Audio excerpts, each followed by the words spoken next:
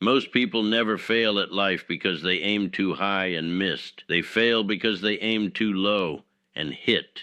They fail because they traded greatness for comfort, potential for predictability, legacy for likes. They fail not in grand heroic collapses, but in quiet daily surrenders to doubt, to fear, to mediocrity. And here's the cruel truth: failure isn't a single moment. It's a slow, silent death by 1,000 tiny excuses. You see it in the eyes of men who once dreamed, now dulled by routine. You hear it in the sighs of those who once dared, now shackled by security. You feel it in the stillness of those who've mistaken survival for success. History is not written by those who waited for perfect timing. It is written by those who moved while they were afraid, uncertain, mocked. Each of us is tapped on the shoulder, offered the chance to do something truly great. Most never feel the tap, not because it never came, but because they were too distracted to notice, distracted by noise, distracted by comfort, distracted by the endless scroll of empty lives applauding their own distraction. Why do most people fail at life? Because they forget that life is war, a battle not of guns and bombs, but of focus, will, and conviction. And every day you wake, you are either advancing or retreating. There is no neutral ground. Success begins, as it always has, in the mind. Before you build an empire, you must first master your thoughts. Your life today is the echo of yesterday's mindset. Your wealth, your health, your relationships, your purpose, all of it, a mirror of what you believed you deserved. You cannot plant weeds and expect roses. You cannot think weak and live strong. And yet, most people fill their minds with garbage and then cry when their lives resemble a landfill. If you tell yourself you're unlucky, you'll sabotage every opportunity. If you tell yourself you're too late, you'll watch younger, bolder souls pass you by. If you tell yourself you're not worthy, your very posture will prove it before a single word escapes your lips. Belief is not fluffy. It is not wishful. Belief is a weapon. It is the sword that cuts through hesitation, the shield that repels failure, the compass that guides you through the storm. And make no mistake, there will be storms. You will be doubted. You will be laughed at. You will be told that you're not realistic. But the men and women I admire, Lincoln, Edison, Roosevelt, Curie, Mandela, they weren't realistic. They were relentless. They believed when there was no evidence. They persisted when the world told them to quit. They saw what didn't yet exist and dared to create it anyway. The average person waits for clarity. The great ones move without it. They understand that clarity comes not from comfort, but from commitment. From waking up and saying, I may not know exactly how this ends, but I will not die like this. The tragedy of most lives is not that they were too short. It's that they were never truly lived. People wake, work, eat, scroll, sleep, then repeat. Not because they love it, but because they're too afraid to leave it. They trade purpose for permission. They trade growth for validation. They trade their voice for silence. But you were not built to blend in. You were not born to die with your greatness still trapped inside you. There is a fire in you that cannot be extinguished by opinion or delay. There is a voice inside you, not the voice of fear, but the voice of vision, whispering, more is possible. And still, most people ignore it. Why? Because vision requires discipline, and most would rather be liked than legendary. They want the crown, but not the cost. They want the applause, but not the isolation. They want success, but refuse to outlast the silence. They don't fail because they lack talent. They fail because they lack the will to do what must be done after the motivation is gone. Motivation is fleeting, but discipline Discipline is divine. It is waking up when the world is asleep. It is doing the work when nobody claps. It is choosing principle over popularity, progress over pleasure, destiny over dopamine. Do not envy the man who lives without challenge. Pity him, for he will never know the strength forged in adversity, the wisdom born in silence, the grit shaped in suffering.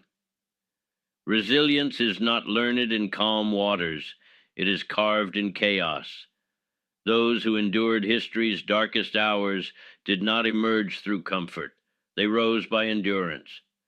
They fought on the beaches. They fought in the streets. They never surrendered, and neither should you. The truth is, life will hit you, harder than you ever imagined. You will be betrayed. You will be misunderstood. You will fail. But failure is not the end. Failure is the furnace that reveals your form. Will you melt, or will you be reforged? Most people fail at life because they mistake the mountain for a wall. They stop at the first sign of struggle, never realizing the struggle is the sign that you're growing, that you're rising, that you're moving forward. Most people pray for progress, but flee from pain, not understanding that they are one and the same. There is no evolution without friction, no revelation without resistance. The ones who rise are not immune to hardship. They are simply intimate with it. They do not see discomfort as the enemy, but as the architect, the hand that chisels potential into power. You were not put here to live in the shallow end of experience. You were put here to go deep, to suffer, to strive, to overcome, and in that overcoming, to awaken. Greatness does not scream, it whispers. In the quiet mornings you rise when others sleep, in the decisions you make when no one is watching, in the promises you keep to yourself when it would be easier to quit. Those are the bricks. That is the structure. That is how legends are laid. The world will try to buy your attention, your dreams, your time. It will sell you shortcuts, distractions, dopamine hits, dressed as destiny. But do not be fooled. The cost of a distracted life is your real one. You must decide, what will you trade your soul for? For ease or for elevation? Most people choose ease, and that is why they fail. They want transformation, but reject the furnace. They want the summit, but won't climb the cliff. They want the victory without the vigil. But you must be different. You must rise when it hurts. You must move when it's unclear. You must believe when no one else does. Not because it's easy, but because it's the only path worth walking. And if you dare to walk it, truly walk it, you will not live like most people. You will not think like most people. And you will not fail like most people. You will win. Because you will have become someone who cannot be stopped. You will not fade. You will be remembered, not for what you owned, but for what you overcame. Not for how loud you shouted, but for how fiercely you stood when others fell. The masses may mock you. Let them. The weak may doubt you. Expect it. But your life, your one life, demands a decision. Will you choose the myth of safety or the truth of destiny? Most people will never decide. Most people will never know who they could have been. But you are not most people. The ones who fall are not those who stumble. They are those who stop, who give in, who let their dreams die in the name of maybe later. Maybe later is the graveyard of the bold. It is the anthem of those who could have, would have, should have, but didn't. And what did they wait for? Certainty, support, permission. Let me tell you now, you don't need permission to be great. You need courage, grit, a spine forged in storms, not in soft rooms. Success is not for the passive. It does not arrive at your door, gift wrapped in hope. You must seize it, bloody, breathless, relentless. You must outwork your excuses, outlast your fears, outdream their doubts. You must become someone the old you wouldn't even recognize, because the old you was built for survival, but the new you, the true you, is built for dominion. There comes a moment in every life when the mirror becomes a battlefield, not of body, but of identity. When you look into your own eyes and ask, who have I become? And more importantly, who will I now decide to be? You cannot lie to that mirror. You cannot bluff your reflection. It sees everything, every betrayal of your potential. So face it, stand before it, and speak to it with the full weight of your soul. I will not die with my greatness unspoken.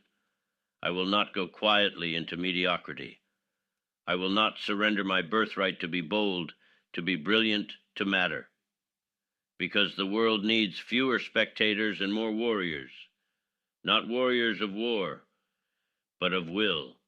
Men and women who carry fire in their lungs, purpose in their bones, and defiance in their heartbeat. You were not born to drift. You were not born to shrink. You were born to rise. Again and again and again. No matter how many times life tries to bury you. Let this be the day you stop negotiating with fear. Let this be the day you stop apologizing for ambition. Let this be the day you stop hiding from the responsibility of your own power. Because most people, they will drown in comfort. Most people, they will run from the very thing that would set them free. But not you. You will go to war for your life, not against the world, but for the world within you. And when you emerge, forged by discipline, fueled by vision, fearless in spirit, you will stand tall, unshaken, because you did not live like most people. You did not fail like most people. You rose, you fought, you became, and now you lead. You lead not with noise, but with presence, not with flash, but with fire, not with ego, but with example. Let them see what's possible. Let them witness a soul on fire. Let them remember that it was you, not born lucky, not born special, who chose to become unstoppable. Because in the end, they will ask, what did you do with your one brief chance at life? And your answer will be everything. Most people think the enemy is out there, the boss, the critics, the system, but the real enemy, it lives inside. It's the voice that says, I'm not ready. The whisper that says, I'll fail again. The parasite that feeds on your insecurity and multiplies in your hesitation. It doesn't shout, it seeps. It wears the mask of reason and speaks in the language of safety, but it is a liar, and its only goal is to keep you caged, comfortably, quietly, until you're forgotten. You don't overcome that voice by negotiating with it. You silence it by starving it, by choosing action over argument, by proving it wrong, not in words, but in blood and sweat. There is no strength in waiting. There is no growth in wishing. There is only now, only choice, only warrior's work. And what is that work? To get up when you've been knocked flat, to speak the truth when your voice trembles, to walk forward when your knees shake, to build when others destroy, to rise when others retreat. Greatness is not a product of perfection. It is a reward for persistence.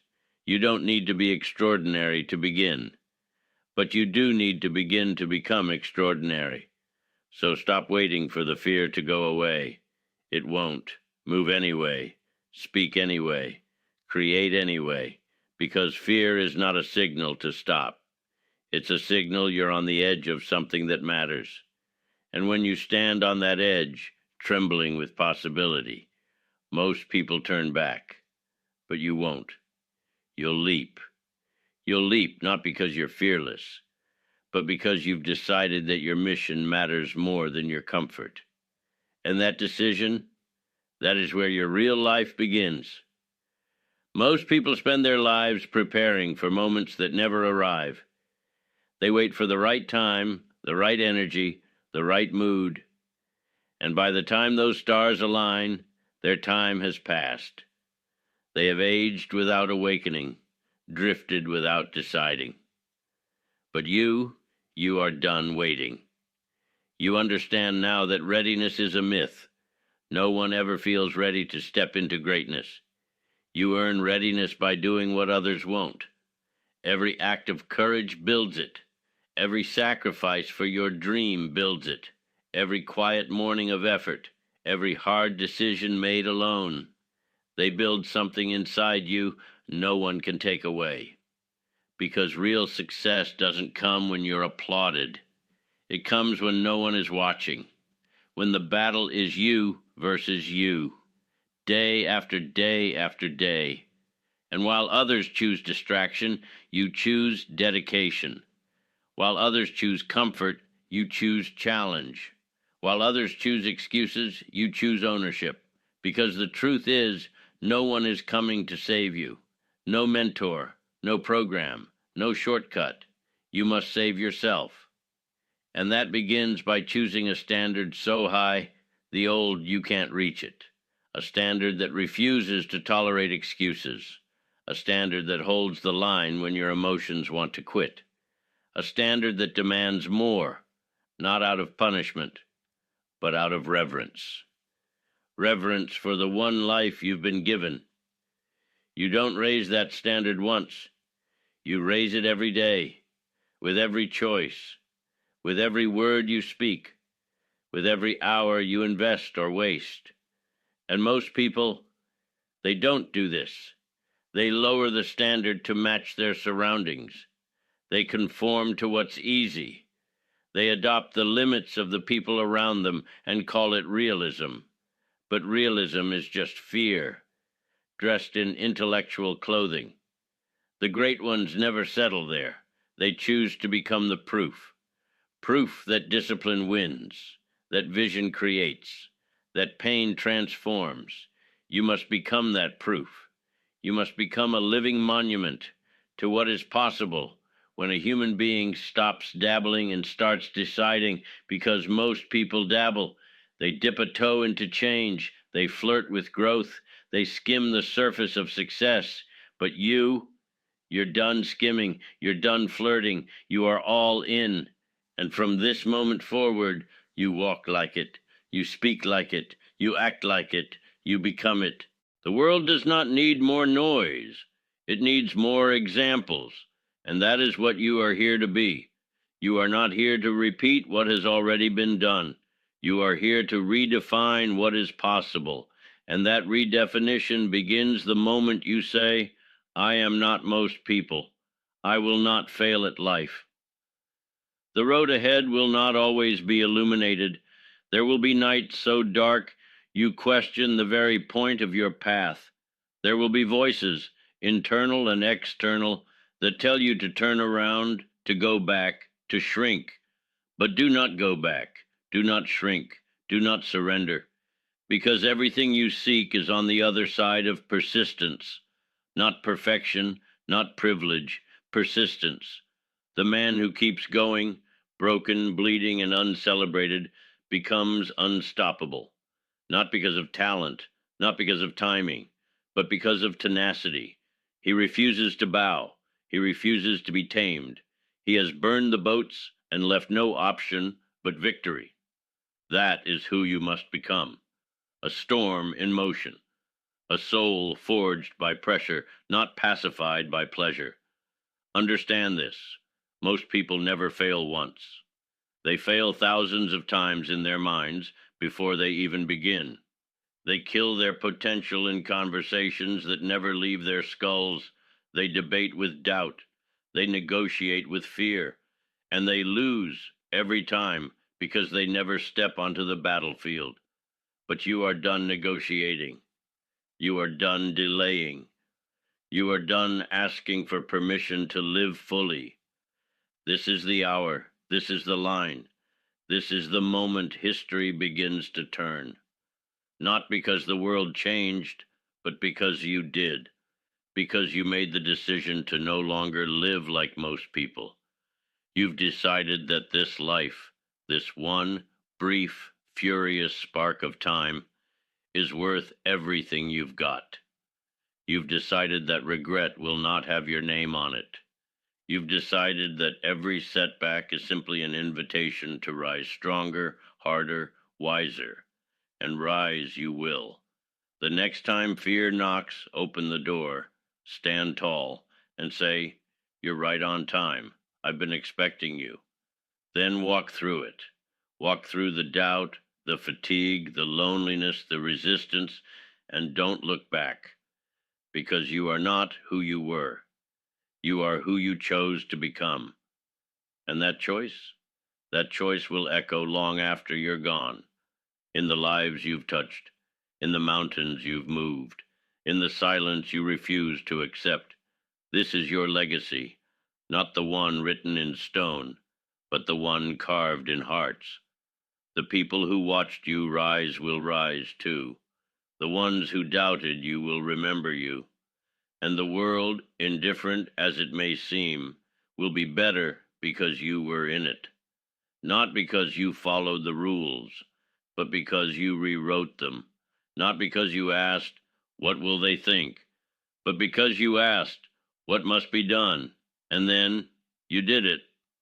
And so now you stand not at the end, but at the beginning of a life unshackled from fear, the beginning of a mission that demands everything and gives back more, the beginning of a legacy not built in comfort, but carved in courage. This is the moment most turn back. This is the point where the crowd fades, the lights dim, and only your will remains. Good, because no spotlight will ever illuminate the greatness that is built in solitude. No stage can contain the power of a soul fully claimed. From here forward, you don't look outward, you look inward. That is where the standard lies. That is where the fire is kept.